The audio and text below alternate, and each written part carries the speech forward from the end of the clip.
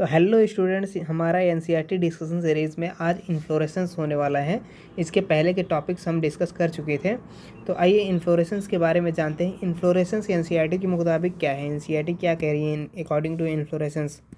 देखिए, a flower is modified shoot with where in shoot is a apical meristem change the floral meristem. देखिए, यहाँ पे कह रहा है कि ये वो चीज़ है जो सूट का मॉडिफिकेशन है। यहाँ पे ये जो इन्फ्लोरेसेंस है ये मेनली सूट का मॉडिफिकेशंस है। Where in shoot apical meristem change in floral meristem. जो हमारा सूट एपिकल मेरिस्टम है वो ग्रो करके कहाँ पे चेंज होता है, वो फ्लोरल मेरिस्टम में चेंज हो जाएगा। और इसके बाद इंटरनोड डू नॉट इलोंगेट। और यहाँ पे क्या होगी, इंटरनोड जो होगी हमारी वो इलोंगेट नहीं होगी, यानी कि वो और बड़ी नहीं होगी, जितने पे है उतने पे ही थम जाएगी। The axis get condense. और वो एक्सेस क्या होता है, जहाँ पे इंटरनोड्स हमारी होने वाली रहती हैं, वो सारी चीज़ें होके कंडेंस होके क्या बनाते लेती हैं, फ्लावर का अपेंडेजेस बना लेती हैं। The apex produces a different kind of floral appendages. देखिए, यहाँ पे एपेक्स की बात कर रहा है। एपेक्स से क्या प्रोड्यूस होता है, डिफरेंट टाइप के फ्लोरल अपेंडेजेस प्रोड्यूस होते हैं। And laterally at successive nodes initiated of leaves. यहाँ पे क्या कह रहा है, लेटरली, यानी कि लेटरल में उसके क्या होता है, सक्सेसिव नोट्स, जो नोट्स रहती हैं वो लीव का इनिशिएशन करती हैं, यानी कि लीव की तरह कुछ ऐसा स्ट्रक्चर फॉर्म कर लेंगी। Where a when a shoot tip transform into a flower.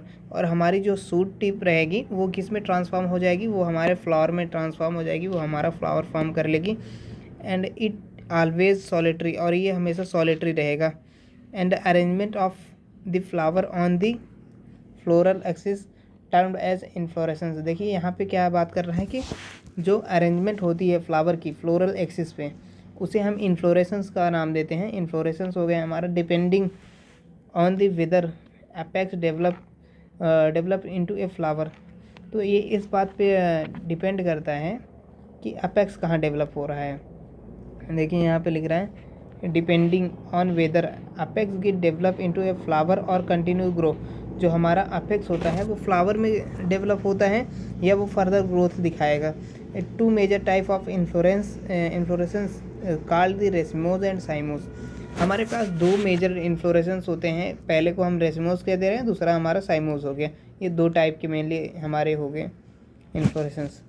तो हम आगे बात कर लेते हैं। देखिए आगे एनसीईआरटी क्या कह रही है। Racemose cymose. In racemose type of inflorescence the main axis continue to grow. और रेसिमोस वाले में क्या होता है कि हमारा जो मेन एक्सिस होता है, जो प्लांट्स का मेन एक्सिस होगा जहाँ पे इन्फ्लोरेसेंस शो करने वाला है, वो कंटिन्यू ग्रोथ दिखाएगा। And flower become laterally acropetal succession. और फ्लावर क्या होंगे, एक्रोपिटली अरेंज होंगे। एक्रोपिटल का मतलब क्या है कि देखिए, जो हमारा ये स्टेम हो गया, स्टेम पे क्या होगा, यहाँ पे ओल्ड फ्लावर ये नीचे की तरफ लगे रहेंगे, ओल्ड फ्लावर हमारे यहाँ पे नीचे लगेंगे। और यंग फ्लावर कहाँ पे, वो हमारे नोड पे हमारे एपिकल पार्ट पे लगने वाले हैं, जो फर्दर ग्रो करेगा। यानी कि newly form flower upper portion में लगेंगे और ओल्ड फ्लावर कहाँ पे लगेंगे, ये लोअर पोर्शन पे लगेंगे। ये हमारा रेसिमोस का हो गया। और साइमोस की बात करते हैं। साइमोस is type of main axis इन। देखिए, साइमोस में क्या होता है कि इन्फ्लोरेसेंस जो होता है हमारा, इन्फ्लोरेसेंस वो मेन एक्सिस पे होता है and terminates in a flower, hence limited growth. तो यहाँ पे बात कर रहा है कि रेसिमोस के लिए क्या हो रहा है कि सबसे पहला जो इसमें मेन एक्सिस होता है हमारा, वही सबसे पहले क्या होता है, एक फ्लावर में टर्मिनेट हो जाएगा। और यहाँ पे फर्दर क्या होगी, लेटरली इसकी ग्रोथ होगी और लेटरल में भी फ्लावर लग जाएंगे। सबसे पहले फ्लावर कहाँ लगेगा, यहाँ पे मेन एक्सिस पे लगेगा। फिर उसके बाद लेटरली जो आएंगे उस पर दूसरा तीसरा फ्लावर यानी कि नीचे की तरफ लगेंगे। एंड लिमिटेड ग्रोथ, इसमें क्या होता है कि ग्रोथ जो होती है लिमिटेड होती है, अनलिमिटेड नहीं होती थी। Flowers are born on basipetal order. और हमारे फ्लावर का जो इसमें ऑर्डर होता है वो बेसिपिटल होता है। हम आगे फ्लावर का स्ट्रक्चर दिया है, देख लेते हैं। देखिए, ये क्या हो गया कि सबसे पहला फ्लावर यहाँ पे आने वाला कौन सा है, पहले नंबर पे ये फ्लावर किया था।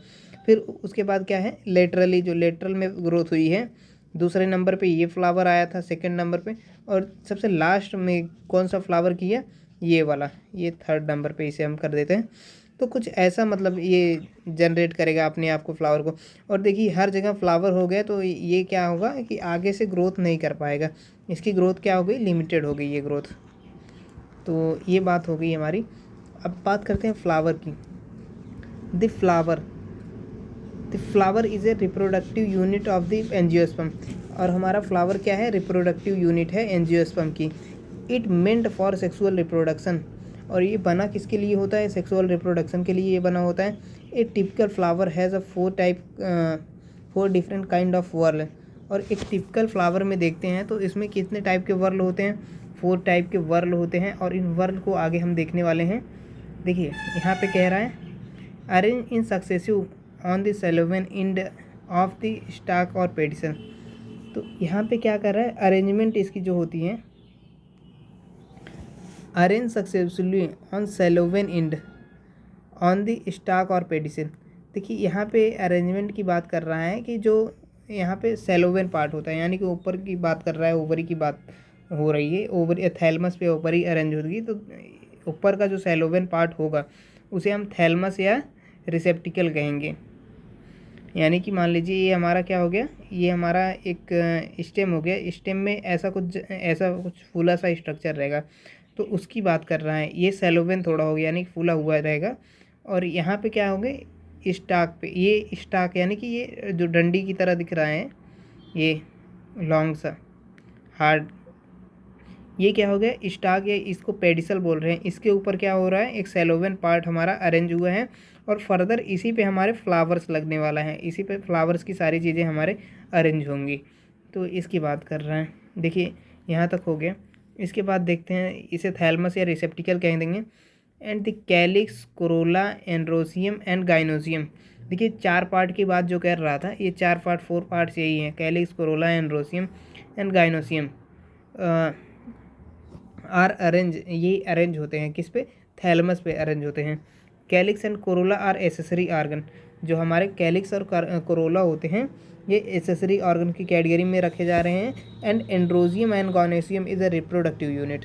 अगर हम एंड्रोसियम की बात करते हैं और गाइनोसियम, ये हमारा किस में हेल्प करने वाला है, ये हमारा रिप्रोडक्शन में हेल्प करने वाला है ऑर्गन के, इन यानी कि प्लांट्स के ये ऑर्गन्स जो हमारे एंड्रोसियम हो गए और गाइनोसियम हो गए। अब हम बात करते हैं in some flower like lily, the calyx and corolla are not distinct.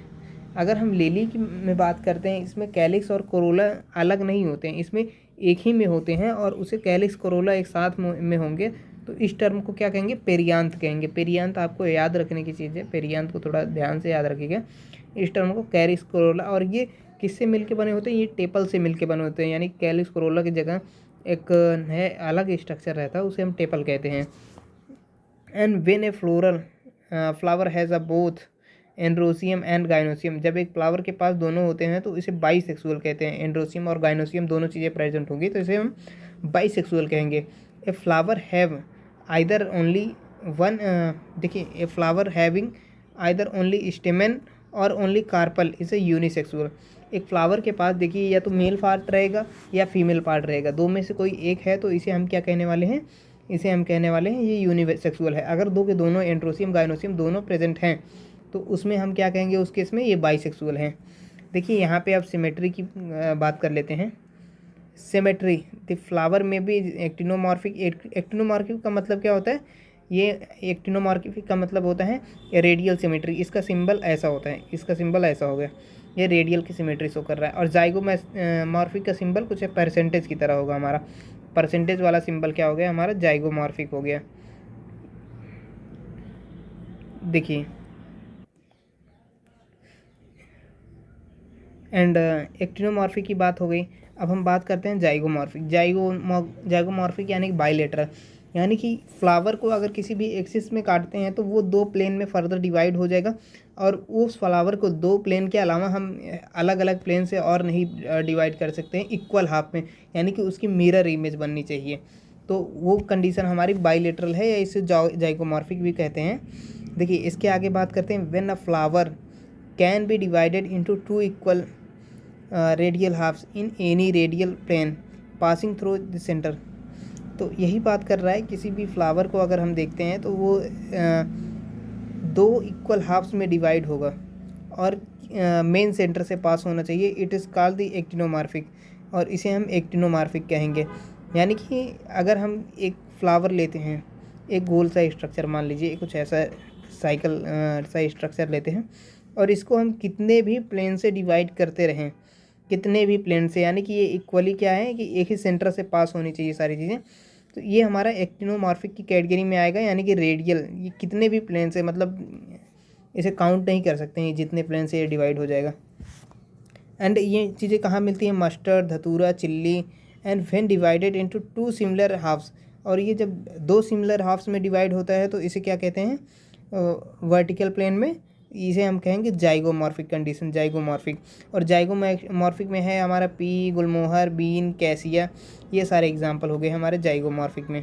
देखिए ये आपको याद रखने की चीज़ें हैं, ये इसका एग्जाम्पल हो गया, और हमारा एक्टिनोमॉर्फिक और जाइगोमॉर्फिक दोनों का एग्जाम्पल आप याद रखिए।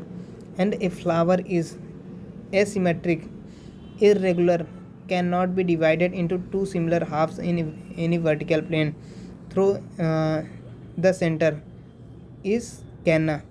अगर हम कैना की बात करते हैं, देखिए ये कैना दिखाया है, देखिए एसिमेट्रिक यानी कि इरेगुलर पैटर्न में, यानी कि उसे किसी भी इक्वल हाफ्स में, मतलब सेंटर से पास करने पे डिवाइड नहीं किया जा सकता है, उसकी कोई मिरर इमेज नहीं बनने वाली है, तब इसे हम क्या कहने वाले हैं?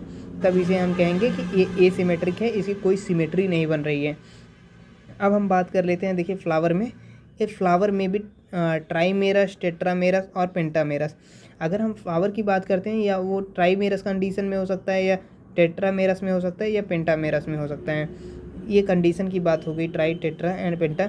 When floral appendages are multiple और 3, 4 एंड 5। अगर हम फ्लोरल अपेंडेजेस की बात करते हैं, ये अगर 3, 4, 5 के मल्टीपल में रहेंगे तो हमारा ट्राइमेरस, टेट्रामेरस, पेंटामेरस की कंडीशन रहेगी respectively. The flower with bracts reduces the leaf found at the uh, base of pedicel is called a bracteate।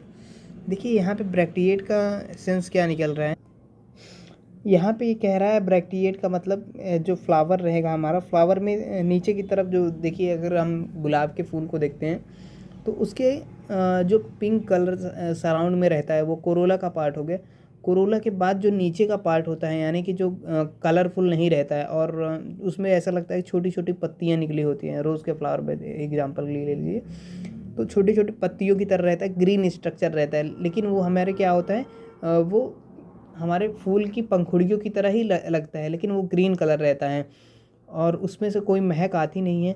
तो उस ग्रीन स्ट्रक्चर को हम क्या कहते हैं? ब्रैक्टिएट, यानी कि वो फूल के पास कवरिंग एक बना रहा है, और जिसमें ये कवरिंग नहीं होती है उसे हम बोलते हैं इब्रैक्टिएट बोलते हैं, उस जिसमें कवरिंग नहीं होगी जिस स्ट्रक्चर में।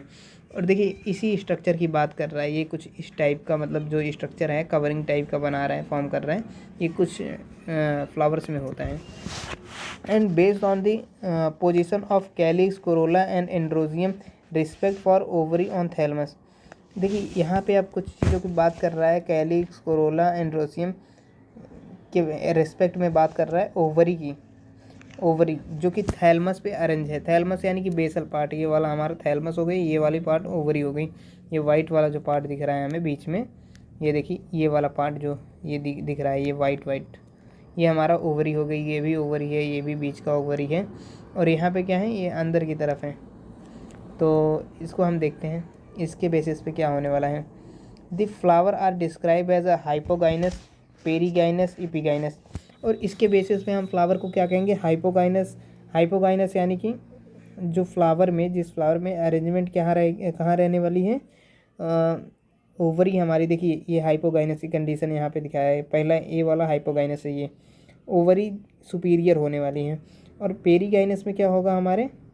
पेरीगाइनस कंडीशन देखते हैं तो ओवरी हमारी जो है वो क्या करेगी? मिडल में लाई करेगी, यानी कि मिडल में, बीच की रहेगी, ना ऊपर रहेगी ना नीचे रहेगी, पूरे ऊपर नीचे नहीं रहेगा।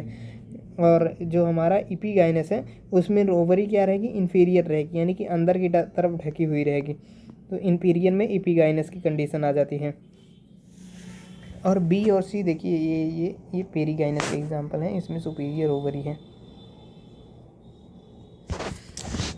हम बात करते हैं in hypogynous flower the gynoecium occupies the highest position while the other are situated below. अगर हम हाइपोगाइनस की बात करते हैं, देखिए hypogynous flower gynoecium occupy the highest position.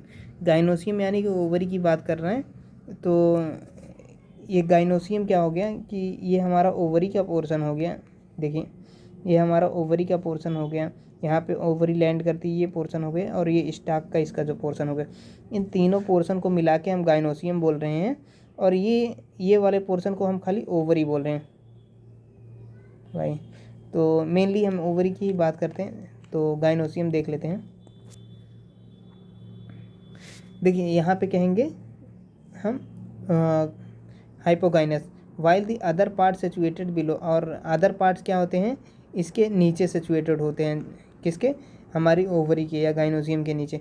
And the ovary in such flower set superior, और इस flower में क्या होता है, ओवरी जो होती है हमारी सुपीरियर होती हैं, set superior. Mustard, china rose, brinjal and gynoecium is, देखिए अब दूसरी बात हो रही, if gynoecium is situated in the centre of other part of the flower is located as a rim located on rim of the thalamus is almost the same level, it is called the perigynous। देखिए perigynous condition में क्या हो रहा है कि जो हमारे gynoecium है वो सेंटर में थोड़ा रह रहा है, और ना ही ऊपर ना ही नीचे, पेरीगाइनस में नहीं मिडल में लाया कर रहा है इसकी सिचुएशन। तो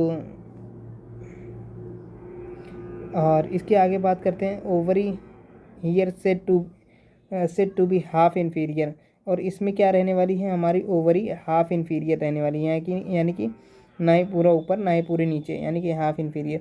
ये प्लम, रोज, पीच, ये तीनों चीज़ें में होगा। इपीगाइनस फ्लावर की अगर हम बात करते हैं, epigynous flower the margin of thalamus grow upward, यहाँ पे जो मार्जिन है थैलमस की वो अपवर्ड की तरह ग्रो करेगी, और enclose the ovary completely getting fused with, और इसमें क्या होगा कि जो ओवरी रहेगी वो फ्लावर के पार्ट से क्या हो जाएगी, फ्यूज़ हो जाएगी, completely fuse and getting with it, और इसी के साथ फ्यूज़ हो जाएगी। थैलमस ग्रो अपवर्ड इनक्लोज, और देखिए मार्जिन जो रहेंगी वो थैलमस के अपवर्ड में चली जाएंगी, यानी थैलमस से ऊपर की तरफ। ये देखिए ये कुछ ऐसा गई नहीं है, ये बाहर, और इसको हमने इनक्लोज कर लिया है, किसको, ओवरी को इनक्लोज कर लिया है, यही बात हो रही है। The other part of the flower arises above the ovary, और अदर पार्ट अगर फ्लावर का देखिए ये है, ये यहाँ पे क्या हो गया, कोरोला हो गया हमारा, ये स्ट्रक्चर्स हो गए, उसके बाद एंड्रोजियम हो गया, गाइनेसियम हो गया, ये सारे स्ट्रक्चर क्या हो गए हमारे, ये जो स्ट्रक्चर्स हैं ये इनक्लोज रहेंगे किसके अंदर, हमारे मार्जिन के अंदर, यानी कि फ्लोरल जो पार्ट रहेंगे उसके अंदर, जो हमारा रिप्रोडक्टिव पार्ट है यानी कि ओवरी वो इनक्लोज रहेगी। Hence the ovary is said inferior, और इसमें ओवरी को कहाँ पर देख रहे हैं, ये इन्फीरियर टाइप की है। As a flower guava, cucumber and the ray florets and sunflower. देखिए यहाँ पे अगर बात करते हैं सनफ्लावर में भी, तो इस टाइप का कुछ स्ट्रक्चर दिखेगा। अब हम पार्ट्स ऑफ फ्लावर की नेक्स्ट लेक्चर में बात करेंगे।